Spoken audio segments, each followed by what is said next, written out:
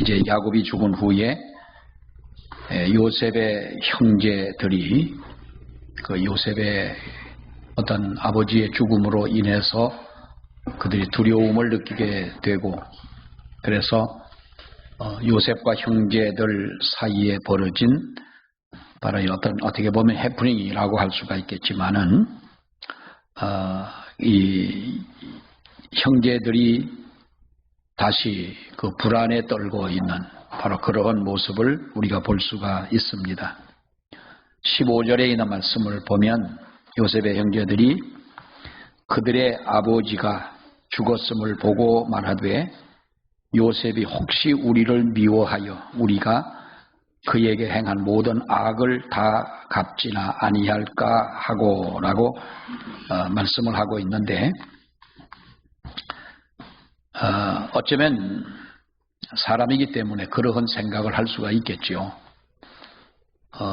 그때나 지금이나 그 요셉의 형제 12형제를 보게 되면 그 어머니가 4명 아니겠습니까? 4명에서 낳은 바로 그 자식들인데, 이제 아버지가 죽고, 또 아버지가 죽었다기보다도 자기들의 행한 모든 그 행위나 또 동생에게 행했던 그 용서받지 못할 그러한 일들, 이런 것들이 아버지가 계실 때에는 그래도 아버지라고 하는 구심점이 있었기 때문에 용서가 됐고, 또 서로가 하나가 됐고, 아버지 때문에 그래도 자기들이 어떠한 서로가 의지하는 그런 관계가 됐는데, 이제 아버지가 죽고 나니 형제들의 마음속에는 그 고민이 아닐 수가 없습니다. 행여라도 이 요셉이 혹시 우리를 미워하여 우리가 그에게 행한 모든 악을 갚지나 아니할까 하고 고민을 했다. 근데 우리는 이 말씀을 보면서 정말 애처로운 그러한 모습이 아닐 수가 없습니다. 사람은요, 죄와 허물이 있을 때에 이처럼 사람을 왜소하게 만들어 놓습니다. 사람이 덩치가 적어서만 왜소한 것이 아니라 아무리 덩치가 크다 할지라도 우리는 죄와 허물은 이렇게 사람을 왜소하게 만든다, 부끄럽게 만든다는 거죠. 며칠 전에 뉴스를 보니까 어떤 술을 먹은 사람이 아이들이 학교를 가는 그 시간에 거리에 누워서 우통을 벗고 키가 190cm나 되는데 1m 90이나 되는 사람이 그렇게 행패를 부립니다. 뭐 발로 차고 위협을 가하고 하니까 아이들이 놀라서 뛰어가고 그러는데, 신고를 받고 경찰관이 왔습니다. 근데 사진을 보니까 경찰관이 한 명인데 이 경찰관 키는 1m 70밖에는 안 되는 거예요. 이 사람은 1m 90인 거예요.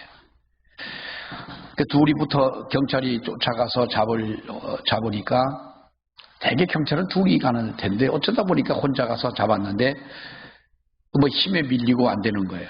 근데 어떻게 하든 이 경찰관이 이 거구를 넘어뜨리고 수갑을 채웠어요. 근데 나중에 이제 인터뷰를 하는데 경찰관이 그래요. 술 먹은 저 사람에게 둘이 붙어가지고 내가 만약에 저 사람 그 사람 때문에 많은 아이들이 보고 사람들이 보는 입장에서 내가 넘어진다면 공권력이 술 취한 저 사람 앞에 넘어지는 것 아니냐. 그러니까 자존심으로 버틴 거죠. 물론 뭐 이길만 하니까 그렇겠지만은 이제 그 사람을 수갑을 채웠는데 1m 90이 된다 할지라도 죄와 허물은 그 사람을 왜소하게 만들었다라는 거예요.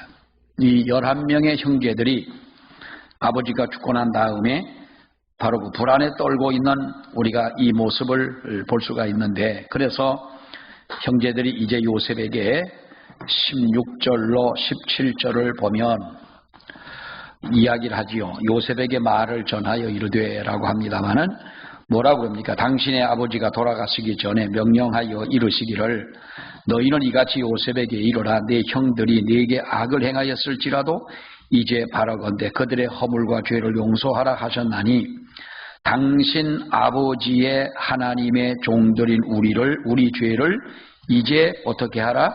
용서하소서 하며 요셉이 그들이 그에게 하는 말을 들을 때에 어떻게 했더라? 요셉이 웃었어요? 울었어요? 울었더라는 거예요. 사실 어떻게 보면 얼마나 여러분 이것이 기가 막힌 일이겠습니까? 이 말을 보면은 우리가 불안에 떨고 있는 형제들의 그 어투, 표현 이것이 생생하게 느껴지지요. 야곱이 자신들의 아버지이면서도 당신의 아버지라고 말한 것이나 이 말 여기 보면 우리가 그 6절 17절에 있는 말씀을 보면 당신의 아버지라는 표현을 써요. 야곱이 유언으로 형제들을 용서하라고 했다는 것을 강조하는 이 점이나 또 그들 자신을 당신의 아버지의 하나님의 종들이라고 표현하는 것이나 또 자신들을 이제 용서해 달라고 하는 것이나 모든 이 표현이 애처롭기 그지없다, 짝이 없다라고 하는 거지요. 이미 문제는 몇 년 전에 해결이 됐습니까? 아버지가 요셉이 형제들을 만나고 아버지가 죽기까지 약 한 17년의 세월이 흘러갔어요. 그러면 요셉은 17년 전에 이미 그 형제들을 어떻게 했어요? 용서를 한 거예요. 다 용서를 했습니다. 이미 끝난 용서를 했는데 이미 끝난 문제인데 이 형제들의 마음 속에는 여전히 믿지 못하고 있었더라라고 하는 것입니다. 여러분 이 말을 들을 때에 요셉이 너무나도 마음 속에 형제들의 그 믿지 못하는 그 마음을 생각하면서 너무 애처로워 이 요셉이 울었더라라고 하는 거예요. 요셉의 마음속에 이것이 너무나 정말 눈물 짓게 하였더라. 그리고 18절에 보면 뭐라고 말합니까? 한번 같이 봅니다. 18절 시작. 그의 형들이 또 친히 와서 앞에 엎드려 이르되 우리는 당신의 종들이니이다. 여러분 그 종입니까 아닙니까? 그 형제들이 요셉의 종입니까 아닙니까? 형들이지요. 형제고 그렇습니다. 그런데 요셉은 이미 마음속에 그야말로 형제들을 미워하거나 원수처럼 생각하는 마음은 요즘 말로 하나도 없다라고 하는 것이 무엇도 없다? 일도 없다. 난 처음에 그 말이 뭔 말인가 했어요. 일도 없다. 근데 정말 요셉의 마음속에는 전혀 형제들을 미워하는 마음이 없었는데 우리는 당신의 종으로 살아도 정말 괜찮고 종으로 사는 것도 영광이고 하니 우리를 용서해 달라. 여러분 이때에 우리는 이 말씀을 그 형제들이 두려워하고 떠는 그들을 간곡히 위로하는 이 요셉에게서 우리는 요셉의 인격이 잘 나타나 있는 것을 볼 수가 있습니다. 사람은요 평소에 좋을 때는 좋습니다. 또 좋아하는 사람들끼리 서로 있을 때는 다 좋은 거지요. 그 사람은 나를 힘들게 한 자를 어떻게 대하느냐에 따라서 그 사람의 인격은 나타나게 되어 있는 거예요. 내 인격은 나를 힘들게 하는 자, 나에게 어려움을 주는 자, 이런 사람들을 어떻게 대하느냐에 따라서 나의 인격은 나타나게 되어져 있다. 좋은 인격을 위해서 바로 요셉은 좋은 어떻게 보면은 필요한 그 관점을 가지고 있었는데 우리가 이 성경을 보면서 그동안 우리 요셉에 대한 이야기를 많이 봤습니다만은 우리는 한 세 가지를 볼 수가 있습니다. 생각해 볼 수가 있는데 첫째는 하나님 중심적 관점을 가지고 요셉은 살았다는 거예요. 하나님 중심의 관점을 가지고 살았다. 우리는 하나님 중심적인 관점을 가지고 살아야 되는 줄 믿습니다. 이제 한참 총선 때문에 여러분 바쁘시지요? 네? 마음 바쁘잖아요, 마음이. 그리고 그 사람은 돼야 되는데 그 양반이 돼야 우리가 선교도 잘하고 할 텐데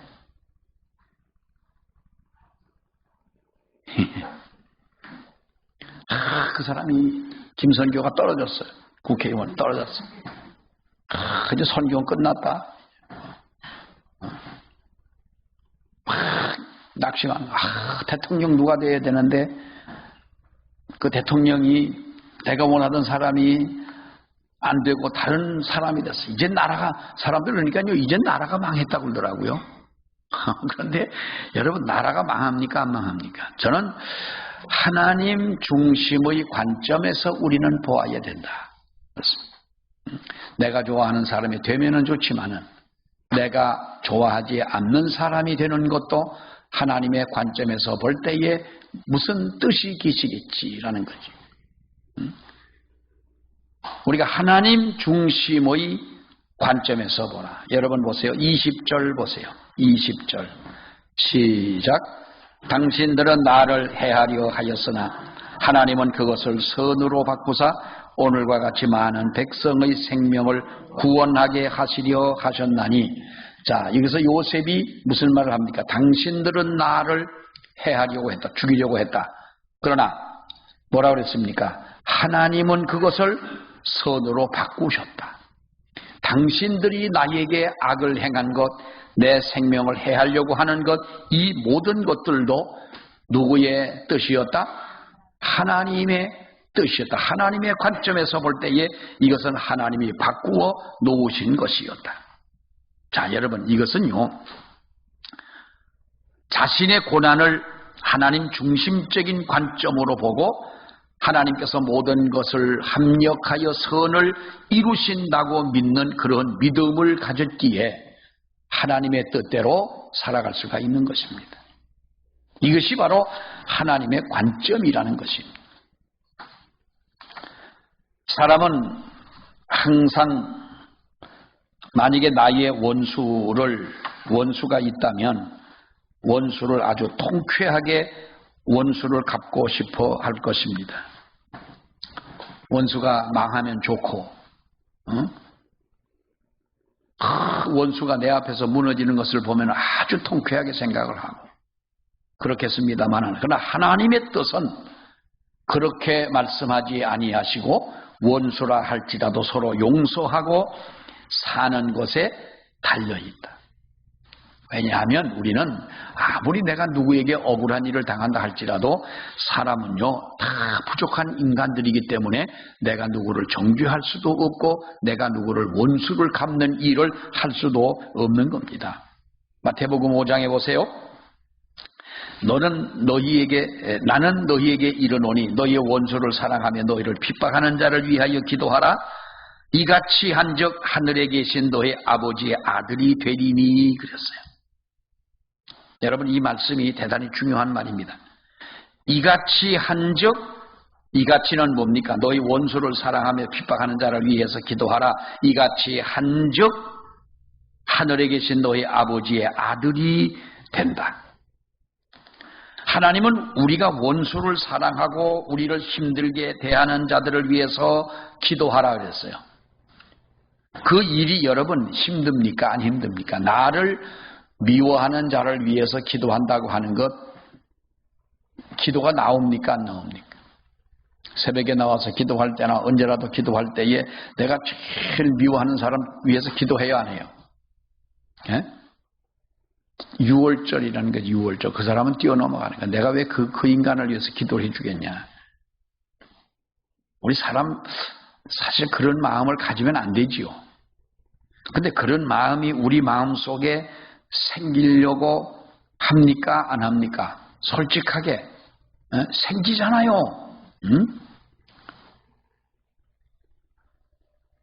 여러분, 그러나 오늘 이 성경을 보게 되면 마태복음 5장 44절에 있는 말씀인데요.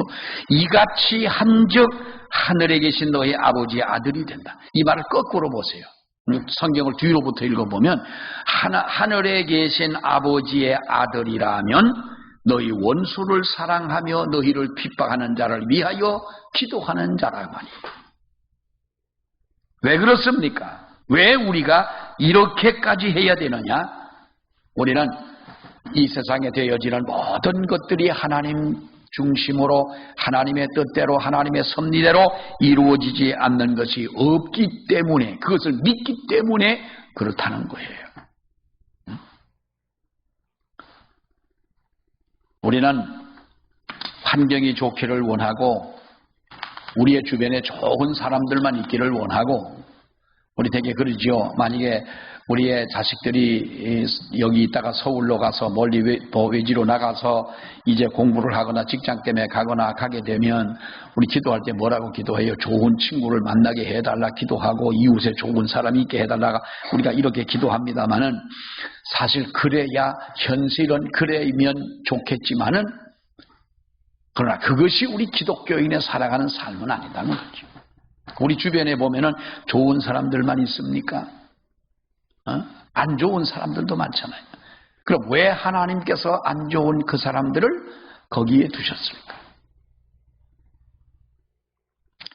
자, 하나님 중심의 관점에서 생각을 했다. 당신들이 나를 죽이려 한 것도 하나님이 선으로 바꿔주지 않았느냐. 하나님 중심의 관점에서 살아가는 우리가 돼야 하는 줄로 믿습니다. 자, 또 하나 보면은 우리가 공동체적인 관점을 가지고 있었다고 하는 거예요. 여러분, 자기 중심적인 관점으로 보면은 요셉의 입장에서 본다면 이제 아버지도 돌아가셨어요. 그러니 형제들에게 복수할 수가 있습니다. 아주 통쾌하게 복수할 수가 있는 거죠. 네? 당신들이 나를 죽이려 하지 않았느니. 그러니까 이제 아버지도 돌아가셨으니 나는 이 당신들을 어떻게 할 수도 있었지만은, 그러나 요셉은 그들 모두가 자기의 우리가 배달한 형제들이 많잖아요. 요셉의 형제들이 12명의 형제요 딸 하나가 있는데 그 중에 여러분 13명의 그 자식들이 다 배가 다르지 않습니까? 4명의 어머니에게서 났으니까. 그러니까 사실 어떻게 보면은 등을 돌리고 충분히 살 수도 있는 그런 입장 아니겠어요? 그러나 요셉은 그들 모두가 한 가족이라는 사실을 잊지 않고 있었던 거예요. 비록 형제들이 그를 힘들게 했지만은 그들도 나의 형제들이었다라는 거예요. 개인적으로 섭섭한 것을 풀기보다는 요셉은 가족을 소중하게 보호하는 것이 더 우선적이다라고 하는 것을 가지고 있었던 거예요. 요즘에 보면은 우리가 가족의 해체 문제가 심각한 줄 알면서도 심각성을 모르고 우리는 살아가고 있어요. 너무 쉽게 가족을 해치고, 얼마 전에 법으로 그것이 아직까지 결정은 된 것은 아니겠지만은, 8촌까지 결혼해도 된다고 그랬나요? 그 용문 어디 나가다 보니까, 양평 어디 나가다 보니까, 현수막에 썼는데 사촌이 사돈이 되는 법을 처리하라 그랬던가, 그렇게 해놨어요. 사실 어떻게 보면은 오늘날 이 사회가 돌아가는 이 세상이 정말 우리가 볼 때에 하나님 앞에 우리는 진노를 당할 수밖에 없는, 하나님의 심판을 받을 수밖에 없는 정말 그러한 삶을 살아가고 있다. 그렇게 느껴질 때가 많잖아요. 근데 무엇보다도 우리가 쉽게 생각하는 것은 가정에 대한 것을, 우리가 사촌도 사실 안 만나는 사촌들이 얼마나 많아요.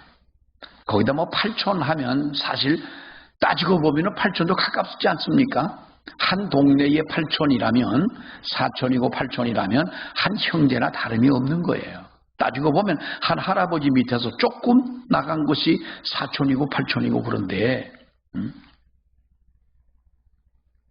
만약에 요셉이 개인보다 전체를 생각하지 않고 개인보다 가정을 생각하지 않고 형제를 생각하지 않고 한풀이를 하게 됐다면 그 가족은 풍비박산이 되고 말았을 거예요. 자, 그렇다면 그 가운데서 요셉은 행복한 사람이 되었겠느냐? 요셉도 결국 삶의 근거와 행복의 근거를 깨뜨리는 것이고 자기도 불행하지 않을 수가 없는 거예요.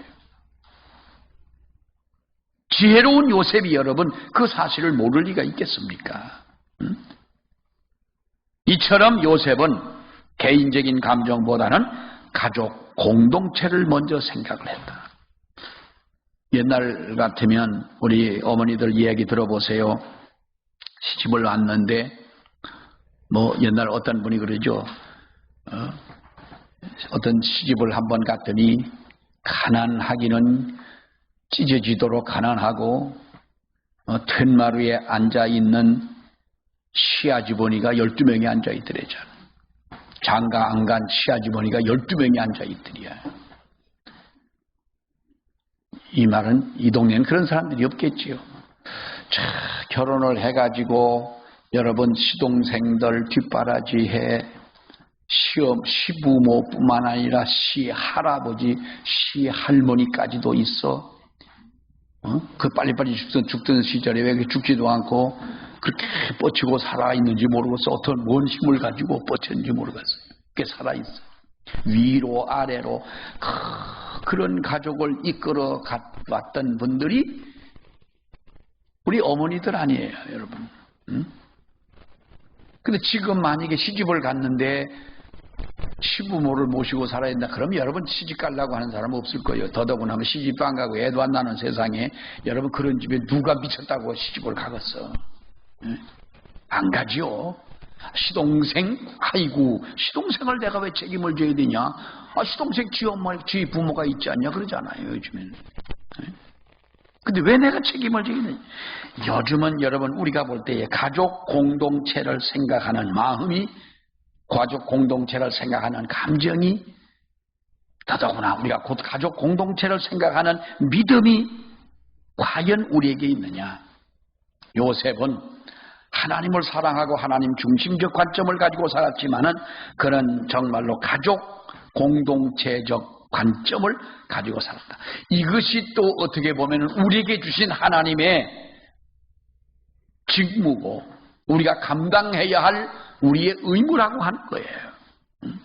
이것저것 다 떨쳐버리고 내 편한 대로 세상 살면서 내가 믿는다라고 한다면 그 믿음을 누가 인정을 해주겠느냐. 일반적으로 사람들은 모든 일을 자기 중심적으로 생각하려고 하는 이 본성을 가지고 있어요. 우리 가족에서나 가족 중에서도 형제들 가운데서도 어떠한 공동체 속에서도 여러분 우리가 보십시오. 이 교회라고 하는 공동체 속에서도 또 다른 우리가 세상의 다른 공동체에서도 내 뜻과 내 주장만을 강조한다면 그 공동체가 건강한 공동체로 나아갈 수가 있겠느냐라고 하는 거예요. 크게 생각하면 우리는 이 세상이라고 하는 곳에 한 배를 탄 공동체이기 때문에 다른 사람의 불행이 곧 나의 불행이 된다는 거지요. 다른 사람의 슬픔이 내 슬픔이 되는 것이고 반면에 다른 사람의 행복이 나의 행복이 되고 다른 사람의 기쁨이 내 기쁨이 된다는 거예요. 그래서 남을 미워할 수 없고 남의 불행을 우리는 기뻐할 수가 없다고 하는 것이죠. 그래서 서로가 허물을 덮어주라는 거예요. 용서하고 덮어주라. 다른 사람의 슬픔을 같이 슬퍼하고 다른 사람의 기쁨을 함께 기뻐할 수 있는 사람이 되라. 어떤 교회에 목사님하고 장로님하고 사이가 안 좋았어요. 그러다가 뭔 일만 있어도 사사건건 부딪히는 거예요. 견지다가 이제 장로님이 참다 못해서 교회를 나가버렸어요. 장로님이 교회를 나갔어요. 그리고 나가서 가만히 있는 것만 아니라 다니면서 목사에 대해서 여기저기 비방을 하고 다녔어요. 그러니까 장로님이 나가니까 더더구나 그 교회에 괜한 어떤 원망이나 불평이나 이런 걸 가지고 있던 사람이 장로님의 그 비방하는 이야기를 듣고 함께 이제 교회를 나가는 이런 일이 생겨지게 됐어요. 실제로 있었던 일이에요. 여러분, 그러면 좋아할 것은 누가 좋아하겠어요? 네? 사탄만 좋아하는 거지요. 만약에 이런 교회의 모습을 처음 믿는 사람들이 본다면 교회를 이제 나가야 되겠다, 나도 신앙생활 해야 되겠다 하는 사람이 만약에 이 모습을 본다면 그 사람들이 교회에 나오겠느냐 하는 거죠. 그러다가 나간 장로님이 얼마 있다가 병에 걸렸어요. 그러자 이제 목사님은 또 얘기를 했어요. 그 장로가 그렇게 비방하고 다니는데 하나님이 그냥 두시겠냐. 사람이 그렇게 살면 마땅히 저주를 받지. 여러분, 이게 얼마나 무서운 얘기예요. 우리가 그런 말을 듣고 전도가 되겠어요? 교회가 부흥이 되겠어요? 하나님의 은혜를 주시겠어요? 그 기도의 응답도 아니고. 여러분, 그것은요, 사탄의 꼬임을 당해서 모두가 넘어지는 그러한 모습이 아닐 수가 없는 거예요. 어떤 친구가 오래전에 한번 인천에 있는 어느 교회를 새로 지었는데 한번 가보시자 그래가지고 이제 그 교회를 갔어요. 인천에. 예배당을 아주 잘 지었어요. 어려움 중에서도 교인도 그렇게 많지 않은데 교인 그저 한 300~400명 되는 교인들 데리고 예배당을 잘 지었는데 나중에 이제 교회 소개를 하더니 교회 이야기를 하는 거예요. 교회를 짓다가 가장 힘들었던 문제가 장로님하고 부딪힌 문제인데 이 장로님은 예배당 짓는 것부터 반대를 하더니 끝까지 조금만 늘기자 그러면 자꾸만 줄여들자 그러고 뭐 하자 그러면 막고 하더래요. 그러니까 아무리 생각을 해봐도 우리가 교회를 짓자고 한 그대로 설계대로 져야 되고 계획대로 해야 되지 않냐 하면서 하다 보니까 어느 날 교회 옆에 초등학교가 하나 있는데 저녁에 장로님이 전화를 하셨어요. 목사님, 운동장에서 좀 만납시다. 그래서 장로님 운동장에서 만나자고 이제 밤에. 그래 갔대요. 그러니까 위에 옷을 벗어서 집어던지더니 우리 계급장 떼고 여기서 한판 붙자. 그러더래. 한번 상상을 해봐요. 그거 장로님이 그러더래. 계급장. 아니, 장로라는 계급은 뭐고 목사라는 계급은 뭐요? 계급장 떼고 한번 붙자 그러더래. 그래, 목사님이 태권도가 4단인데 신학을 하지 않았으면 국가대표 태권도 국가대표 상비군까지인가를 했던 분인데 한 방이면 해결이 되잖아. 뭐 앞차기든 돌려차기든 옆차기든 뭔 차기든 뭐 한 방만 하면은 그 해결이 될 텐데. 그래서 장로님, 방법이 이것밖에 없습니까? 그러니까 내가 생각할 때는 목사님하고 여러 가지 이야기를 하고 말도 안 통하고 신앙도 안 맞는 것 같고 그러니까 이 방법밖에 없다. 그럼 내가 이기면 어떻게 하겠냐? 목사님이 이기시면 내가 교회를 깨끗하게 나가죠. 그러면 당신이 만약에 내가 진다면 어떻게 하겠냐? 그럼 내가 하라는 대로 하시오. 그러니까 싸워가지고 이긴 놈 말 듣자는 거예요. 참 별인간들 다 있어요. 여러분, 사람이기 때문에 감정이 앞설 때도 있고 내가 주장하는 대로 하지 않을 때 섭섭함도 있을 수가 있죠. 그러나 진리가 아닌 본질적인 문제가 아니라면 좀 양보할 줄 알아야 되는 거예요. 진리의 문제고 구원의 문제고 성경적인 문제고 교리적인 문제고 이것이 교회적인 문제라면 때로는 우리가 목숨 걸고 그것을 주장하고 우기고 싸워서 이겨야 되겠지만 이것이 어떠한 진리의 문제가 아니고 구원의 문제가 아닌 어떠한 이 비본질적인 그러한 문제를 가지고 싸우는 것처럼 불쌍한 사람들은 여러분 없는 거예요. 교회끼리, 교인끼리 어떻게 보면은 선의의 경쟁은 할 수가 있어요.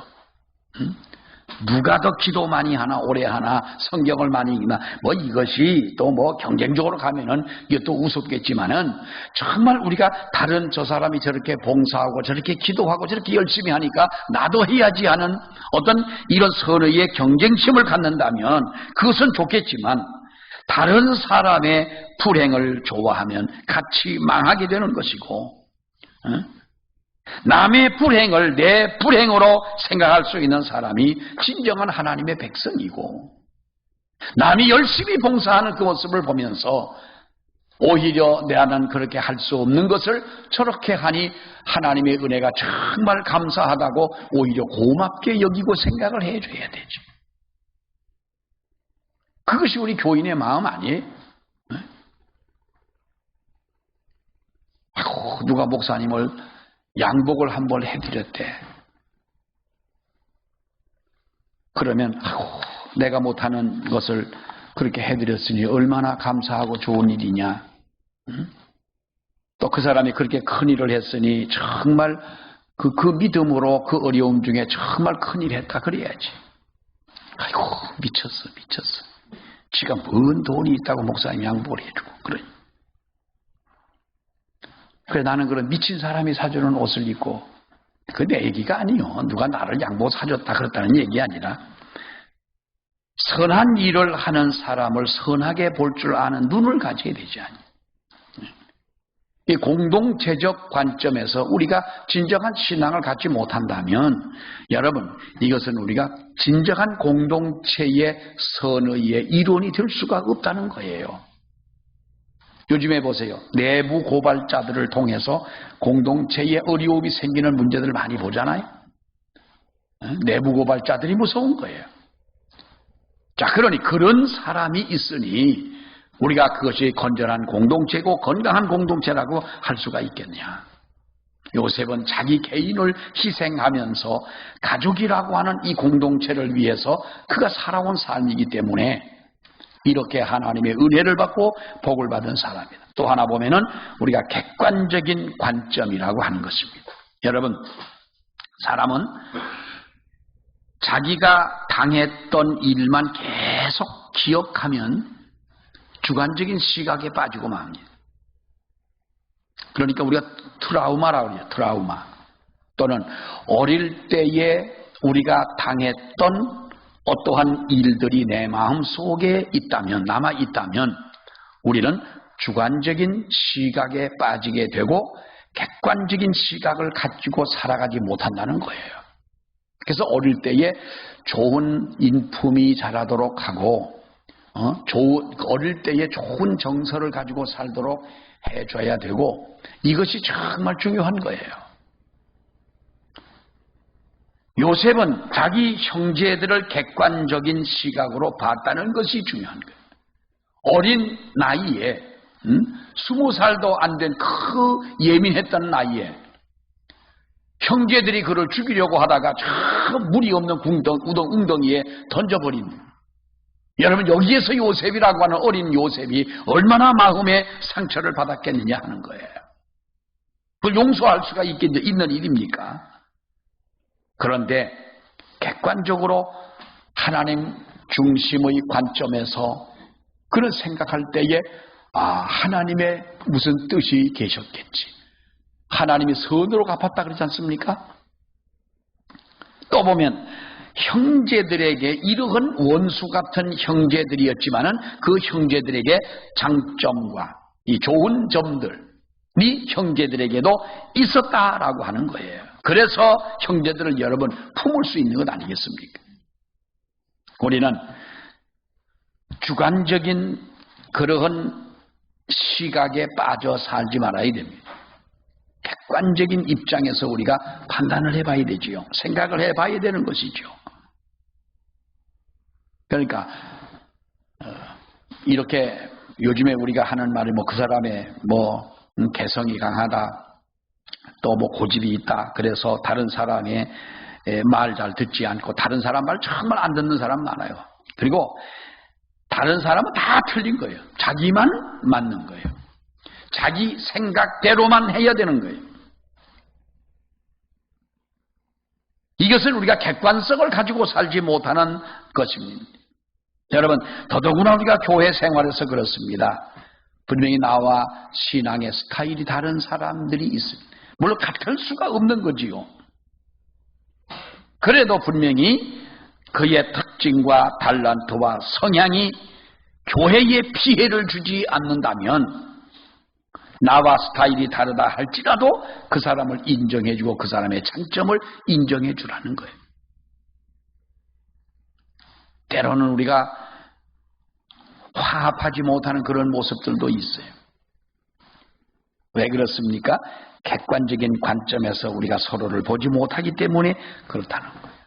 주관적인 시각에 빠지게 되면 나의 영적 성장을 이룰 수가 없습니다. 이렇게 객관적인 입장에서 객관적인 눈을 가진 사람이라야 진실로 우리들의 신앙의 성장을 가져올 수가 있다. 그래서 우리는 나보다 잘 되는 사람을 칭찬해 줄 수 있는 사람, 누군가 그를 칭찬하며 동조해 줄 수 있는 사람, 우리가 다른 사람을 평가할 때에 그의 좋은 점, 내가 가지고 있지 못한 어떤 그 사람의 장점, 이것을 보고 칭찬해 줄 수 있다면 우리는 객관적인 시각을 가지고 있는 사람이다. 그런데 우리가 사촌이 땅을 사면 배가 아프고 남들이 잘 되면 그것이 정말로 어떤 우리가 칭찬하고 그 남의 일이지만은 자랑하고 기뻐하고 하기보다는 오히려 그 사람에 대해서 비난하기를 원하고 남이 잘 되는 것을 원치 않는 이것은 훌륭한 인격이 아니다. 하나님이 기뻐하실 인격이 아니다는 거예요. 여러분 보세요. 요셉은 훌륭한 인격을 가지고 있었다.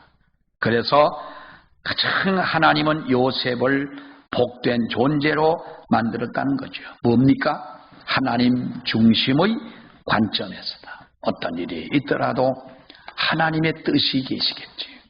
하나님의 뜻이 계시겠지. 언젠가 여러분 책에 그런 책이 있었죠. 예수님이라면 어떻게 하셨을까? 라는 책 제목이 그거였어요. 예수님이라면 어떻게 하셨을까? 어려움을 겪을 때 예수님이었다면 이 일을 어떻게 하셨을까? 내가 누구에게인가 억울함을 당했을 때에 만약에 예수님이라면 어떻게 하셨을까라는 거예요. 우리가 그러한 하나님 중심적 관점, 나 한 사람을 희생해서라도 하나님의 교회의 공동체가 오히려 이것이 덕이 되고 여기서 유익이 된다면 내 한 사람이 희생하는 바로 그러한 공동체적인 관점, 그 내가 나만이 빠져있는 어떤 주관적인 가치 속에 살아가는 사람이 아니라 객관적인 관점을 가지고 우리가 세상을 보고 공동체를 보고 교회를 보고 나아가는 이런 믿음이 있을 때, 이런 믿음으로 요셉이 은혜를 받고 복을 받았다면 우리들도 여러분 이러한 요셉처럼 하나님 중심적 그리고 공동체적 관심, 객관적인 관심, 이러한 믿음이 우리에게 있기를 축원합니다. 기도하겠습니다. 하나님 아버지 은혜를 감사합니다.